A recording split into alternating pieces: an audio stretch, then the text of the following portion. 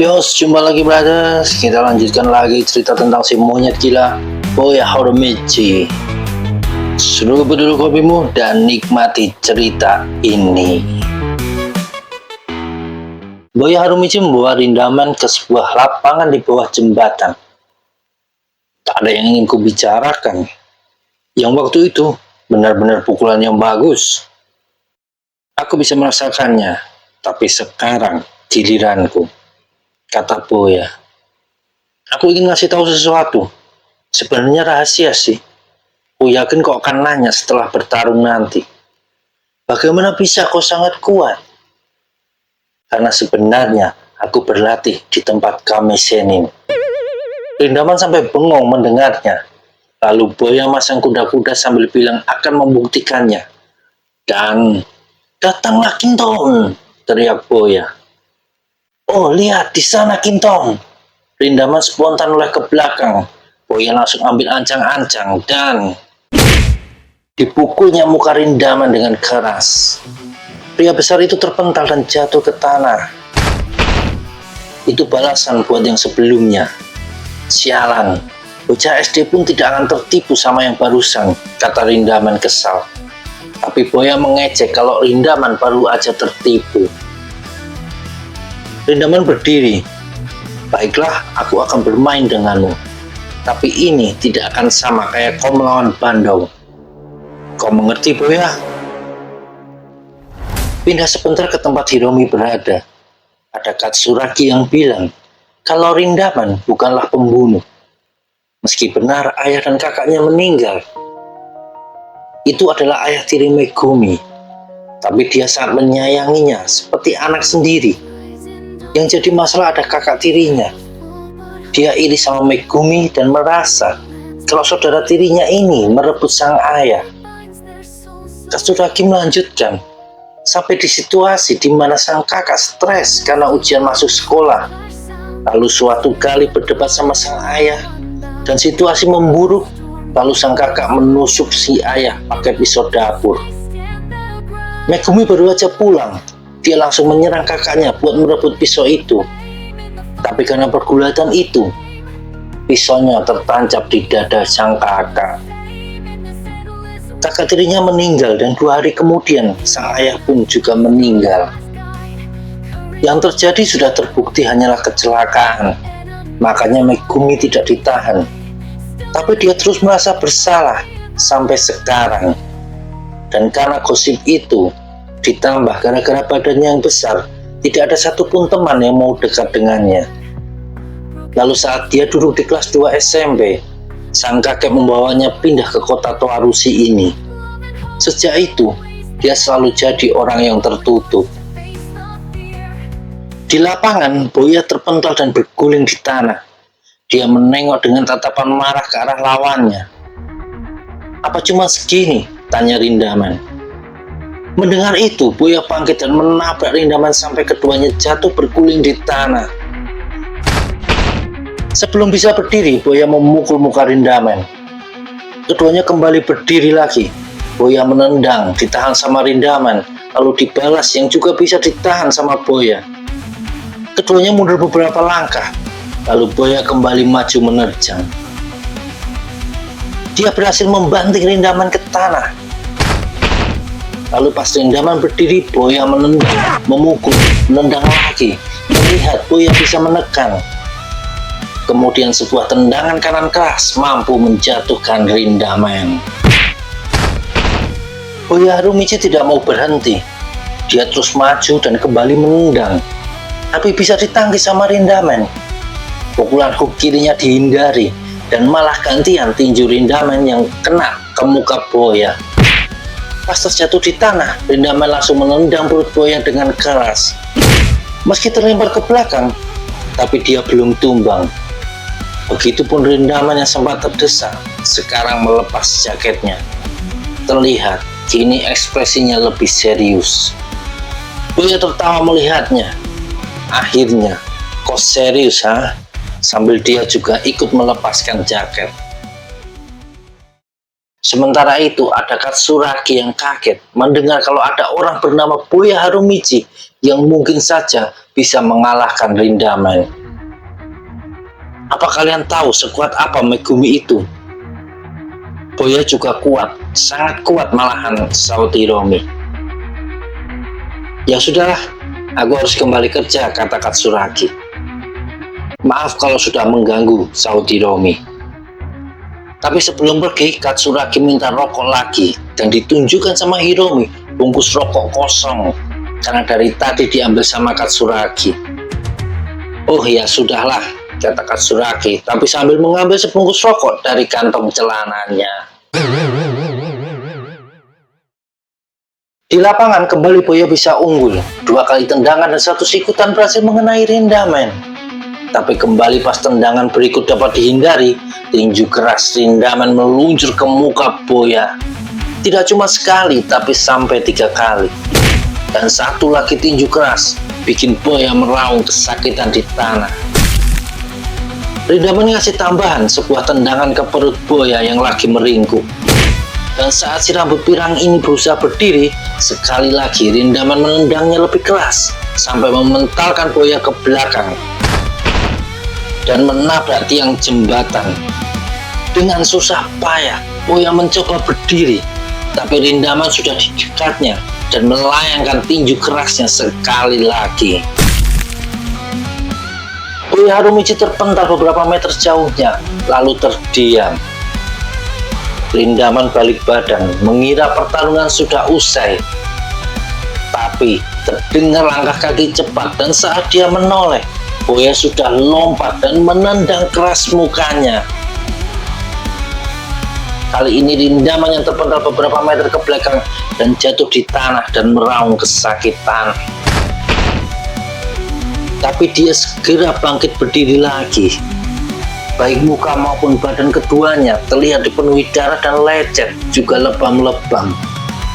Boya sudah sampai ke batasnya, begitupun Rindaman. Keduanya saling menatap sejenak, lalu bersamaan maju menerjang. Pukulan Boya kena tepat di wajah Rindaman. Begitupun tinju Rindaman mendarat keras di muka Boya. Keduanya langsung kehilangan kesadaran saking kerasnya tinju barusan. Badan Boya oleng, tapi karena ada di pinggiran, dia jatuh tercebur di sungai. Sedangkan Rindaman jatuh di tanah tak sadarkan diri. Tak berapa lama Boya tersadar dengan 3 orang kakek-kakek di depannya. Mereka bilang melihat Boya mengapung di sungai lalu menariknya ke pinggir. Sejenak Boya bingung situasinya. Lalu dia ingat kalau baru saja bertarung dengan Rindaman. Badannya gemetar dan langsung teriak, "Aku kalah!" Satu kakek yang di dekatnya hampir kena serangan jantung saking kerasnya teriakan barusan. Sedangkan di lapangan tadi, sama kayak Boya, Rindaman tersadar dan sedikit bingung. Beberapa saat kemudian dia ingat pertarungannya dan berasumsi kalau dia kalah. Tapi beda sama Boya yang terlihat emosi pas berpikir kalau kalah, sedangkan Rindaman malah tertawa sendiri.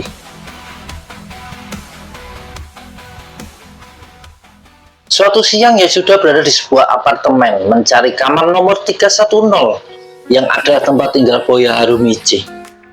Dia menekan bel berkali-kali tapi pintu tidak juga dibuka. Lalu Yasuda mencoba dengan menggedor-gedor pintu. Barulah ada suara dari dalam. "Diamlah, siapa itu?" "Ini aku Yasuda. Kau sudah bolos 3 hari jadi aku khawatir." Boya menyuruh Yasuda pergi, tapi Yasuda ngomong kalau dia membawakan pangsit enak buat Boya. Barulah terdengar kunci pintu dibuka. Yasuda masuk dan langsung kaget melihat muka Boya Harumichi yang babak belur. Segera Yasuda sampai di kesimpulan kalau Boya bertarung melawan Rindaman. "Kau benar melawan Rindaman? Kapan? Di mana?" Tapi Boya tidak menjawab. Yasuda langsung bertanya lagi, "Kau kalah?" Mendengar pertanyaan terakhir, Boya langsung duduk lemas di lantai. "Aku melakukan yang terbaik. Hanya saja pukulannya, tendangannya lebih unggul. Dia sangat kuat. Tidak masuk akal. Apa dia manusia? Kalau kau tahu sesuatu, katakan padaku, Yasu. Di tempat lain ada Katsuragi yang juga kaget pas dikasih tahu Rindamen kalau dia dikalahkan seseorang. Aku tidak percaya ada yang lebih kuat darimu. Apa kau yakin dia manusia? Tanya Katsuragi. Ini pertama kalinya aku melawan orang sepertinya, kata Rindamen sambil tersenyum. Aku jadi ingin ketemu orang itu, si Boya Harumichi, kata Katsuragi. Kembali ke tempat Boya, dia sudah dengar tentang Rindamen dari Yasuda. Kenapa kau tidak berteman saja sama Rindamen? Kalian berdua kalau bergabung bisa tidak akan terkalahkan loh, kata Yasuda. Nah, diamlah, sini kasih aku satu, kata Boya minta pangsit yang dibawa Yasuda. Tapi ternyata malah sudah habis dimakan sama Yasuda sendiri. Boya berteriak kesal dan menendang Yasuda keluar dari kamarnya. Lalu tiba-tiba kepikiran sama omongan barusan tentang dia dan Rindamen berteman. Tidak mungkin, teriak Boya sambil menendang meja yang jelas bikin kakinya sakit. Tunggu aja, Rinda. Aku akan jadi lebih kuat dan suatu hari nanti aku akan mengalahkanmu. Besok paginya giliran Hiromi yang kaget mendengar kabar kalau Boya kalah dari Rindamen. Mukanya bawa belur parah, kata Yasuda. Kapan dan di mana mereka bertarung? Aku tidak tanya detailnya, jawab Yasuda. Hiromi terdiam sejenak lalu menyuruh Yasuda buat tidak menceritakan hal ini ke siapapun. Bersama dengan itu datang Honjo dan Makoto. Dan ternyata ada orang yang ikut bersama keduanya. Bagimu mungkin dia orang yang paling menakutkan. Yasuda bingung mendengarnya, kemudian muncullah Akutsu. Muka Yasuda langsung pucat dan memang benar, karena sering dibully, bagi Yasuda Akutsu ini lebih menyeramkan daripada Bando ataupun Rindamen. Yasuda yang sudah takut malah dikagetkan sama Akutsu yang memohon buat diizinkan bergabung ke faksi Harumichi. Mendengar itu Yasuda jadi bengong. Lalu Honjo ngomong, tadi Akutsu datang ke dirinya, tapi mereka bertiga bukanlah anak buahnya Harumichi. Jadi ku bilang padanya, kalau mau diterima sama Harumichi, mintalah sama anak buahnya yang pertama. Ya sudah, kata Honjo. Akutsu kembali bersemangat. Di belakangku ada 24 orang lainnya. Ayo bertarung bersama buat menyatukan susuran. Di saat Yasuda bingung, ada Hiromi yang ngomong kalau itu bagus sebenarnya. Kalau susuran bersatu di bawah nama faksi Harumichi, kau akan jadi orang nomor 2 di susuran. Benak Yasuda langsung membayangkan sesuatu yang tidak pernah terpikirkan olehnya sama sekali, yaitu dihormati sama orang banyak. Baiklah, mari kita lakukan. Kita akan berkumpul di bawah bendera Harumichi. Sebagai anak buahnya yang pertama, aku akan berusaha mewujudkannya, seru Yasuda. Di malam hari, ada Katsuragi yang kebingungan karena vending mesin macet. Lalu ada seseorang yang menegur, "Hei Pak Tua, ada apa? Bisa cepat nggak? Aku juga mau beli rokok." Yang ternyata itu adalah Boya, meski Katsuragi belum tahu. Setelah tahu kalau vending mesinnya macet, Boya lalu berjalan ke samping mesin dan menunjukkan ke Katsuragi. "Sebelah sini." Lalu Boya menendang vending mesin itu dan keluarlah sebungkus rokok yang dipesan Katsuragi tadi. Katsuragi melihat muka Boya yang penuh perban. Mungkin dia sempat terpikir kalau ini orang yang diceritakan Rindamen padanya. "Kenapa kau melihatku? Apa kau homo?" "Idiot," teriak Katsuragi. "Cuma bercanda Pak Tua," jawab Boya. "Aku bukan bapak-bapak." Katsuragi kesal sama Boya yang sudah berjalan pergi. Lalu datang Rindamen dan dia langsung kaget melihat Boya Harumichi di situ. Begitupun sebaliknya. Keduanya berjalan mendekat dan saling berhadapan. "Akan kubalas kau nanti." "Apa?" kata keduanya bersamaan. Baik Rindamen dan Boya berpikir kalau sedang diremehkan, karena seharusnya yang ngomong gitu adalah pihak yang kalah. Sedangkan Rindamen merasa Boya menang, dan sebaliknya Boya juga merasa Rindaman lah yang menang. Kedua murid susulan itu saling memototi sambil bergerak berputar. "Apa yang kalian lakukan?" tanya Katsuragi. Lalu keduanya berdebat cuma masalah siapa yang minggir duluan, lalu berakhir saling mengejek nama. Katsuragi bingung melihat itu. "Kalian bertingkah kayak anak SD. Bukannya kau respect ke orang itu, ha? Tapi ngomong-ngomong, aku belum pernah lihat kau bicara sebanyak tadi. Si brengsek itu mengalahkanku, tapi malah ngomong akan membalas. Aku akui dia kuat, tapi benar-benar bikin aku kesal," keluh Rindaman. Sementara itu ada Boya yang kesal sama Rindaman sampai melemparkan kantong belanjaannya, padahal isinya telur. Pas dilihat, cuma sisa satu saja yang utuh. Sialan, ini gara-gara si brengsek itu. Saking kesalnya, Boya malah meremukkan sisa telur di tangannya. Di sisi lain kota, ada rombongan orang berjaket kulit hitam, yaitu geng Armamen. Mereka ternyata sedang mengejar Senda yang masih berusaha lari. Tahu-tahu ada satu orang Armamen yang mencegatnya. Senda kena tendang di perut.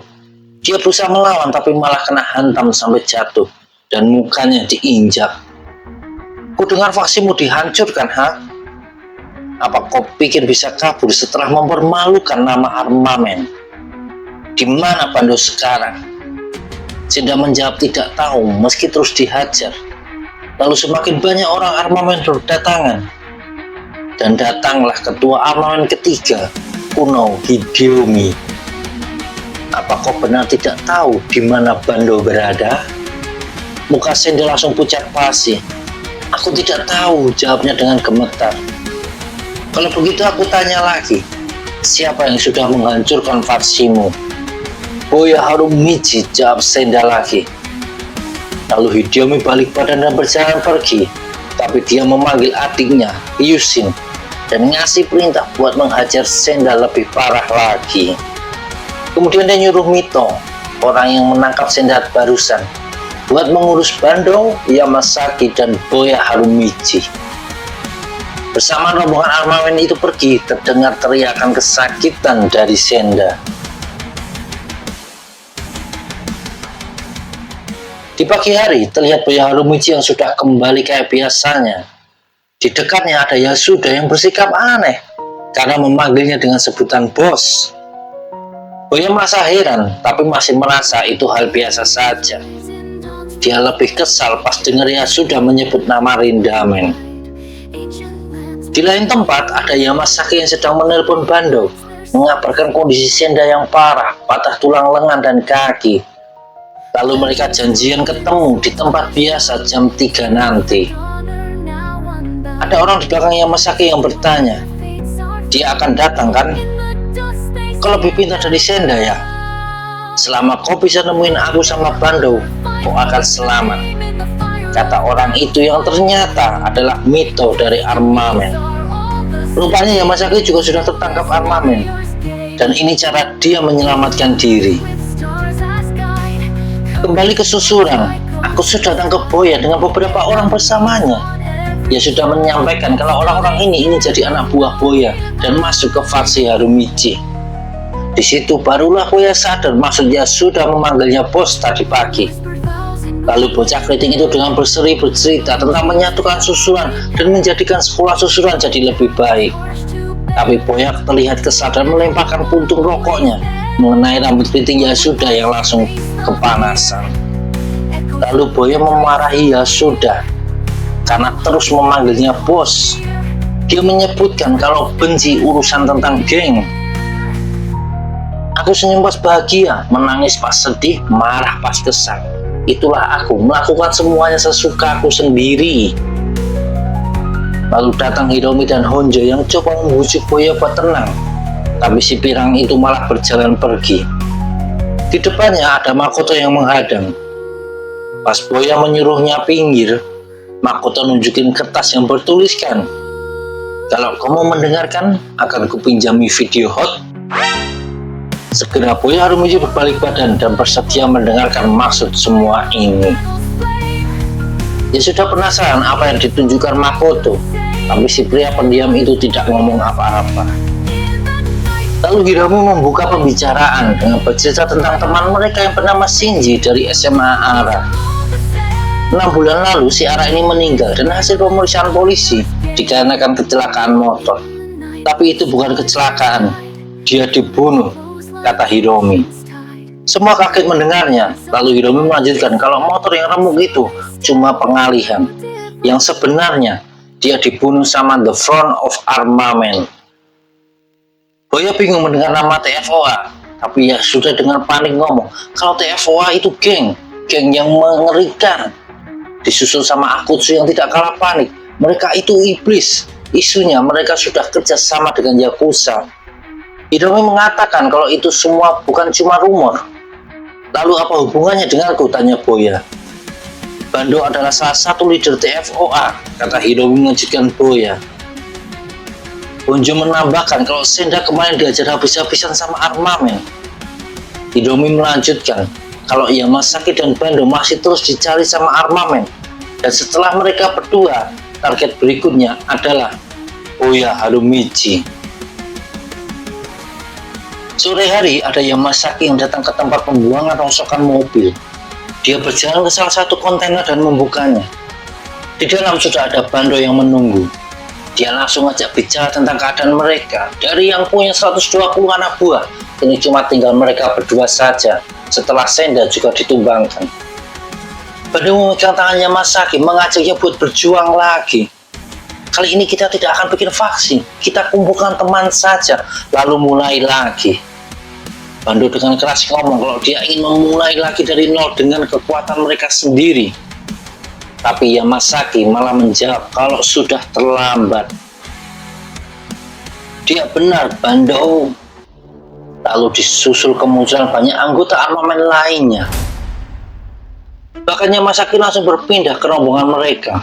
Di situ Bando sadar kalau Yamasaki sudah mengkhianatinya. Mito ngasih pilihan, Bando melangkah di kaki Mito atau memilih dihabisi. Dengan cepat Bando menarik keluar sebilah pisau dan menerjang maju. Sementara itu di susuran, Boya masih saja marah-marah. Armamen apa? Kalau ada yang mengajak berantem akan kuladeni. Hiromi dan Honjo coba meyakinkan kalau tidak sesederhana itu. Jadi maksud Hiromi mengarahkan Boya akan menerima anak buah adalah agar punya pasukan buat menghadapi Armamen. Boya menangkap kegelisahan di wajah Yasuda dan Akutsu yang jelas sangat ketakutan sama nama Armamen. Boya berjalan pergi dan bilang jangan mencampuri urusannya. Dengar, aku akan bilang sekali lagi, jangan ikut campur dan urus saja diri kalian sendiri. Mengerti? Bonjo menghela nafas setelah Boya pergi dan menggerutu karena Boya tidak mengerti setelah dijelaskan panjang lebar. Tapi Hiromi berpendapat sebaliknya. Menurutnya, Boya tidak ingin mereka terlibat bahaya dengan Armamen. Karena bisa dipastikan, kalau perang ini pecah, pasti akan jadi berdarah dan seseorang mungkin saja mati, kata Hiromi. Di tempat mobil rongsokan, ada Bando yang terkapar di tanah setelah dihajar banyak orang. Hujan turun membasahi tubuhnya yang dipenuhi bekas darah. Tapi rombongan armamen itu dikagetkan sama Bando yang masih sanggup berdiri lagi dalam kondisi seperti itu. Melihat tekad keras Bando, para anggota armamen termasuk Yamasaki jadi gentar. Bando berjalan mendekat meski dengan tertatih, tapi terdengar mesin motor mendekat saat Bando terus berteriak kalau dia tidak akan kalah. Seorang leader armamen yang memakai masker menjalankan motornya menabrak Bando sampai membuatnya terpental jauh. Yamasaki ngeri melihat nasib Bando, tapi yang lebih ngeri pas Mito ngasih tahu kalau sekarang gilirannya Yamasaki. Bisa saja besok giliran kami yang kau khianati, kata Mito dengan enteng. Yamasaki berteriak marah tapi tak bisa berbuat apa-apa karena banyaknya anggota armamen yang terus menyeretnya. Dan dia pun berakhir terkapar di bawah guyuran air hujan. Mito dan armamen lainnya melihat Yamasaki tanpa rasa iba. Lalu Mito ngomong, berikutnya, Boya Harumichi.